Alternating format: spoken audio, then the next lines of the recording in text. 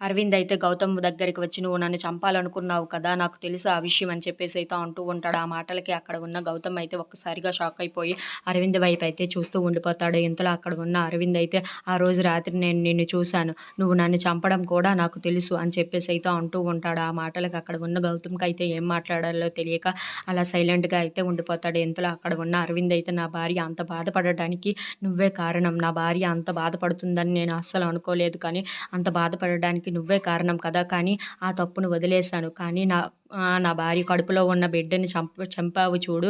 నాకు అది చాలా కోపంగా ఉంది గౌతమ్" అని చెప్పేసి అయితే అంటూ ఉంటాడు. "ఈ తప్పుని నేను మాత్రం క్షమించలేను. ఇక నుండి నేనేంటో చూపిస్తాను నీకు" అని చెప్పేసి అయితే అంటూ ఉంటాడు. ఆ మాటలకి అక్కడ ఉన్న గౌతమ్ అయితే ఒక్కసారిగా షాక్ అయిపోయి అరవింద్ వైపు చూస్తూ ఉండిపోతాడు.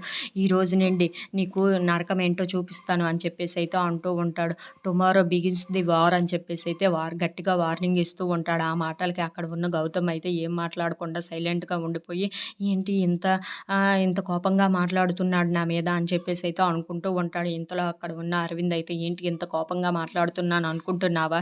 రేపు నుండి చూద్దువు గాని నేనేం చేస్తానో" అని చెప్పేసి అయితే గట్టిగా వార్నింగ్ ఇస్తూ ఉంటాడు. ఆ మాటలకి అక్కడ ఉన్న గౌతమ్ అయితే చాలా భయపడిపోతూ అరవింద్ వైపు అయితే అలా చూస్తూ ఉండిపోతాడు. If you like this video please like, share and subscribe friends.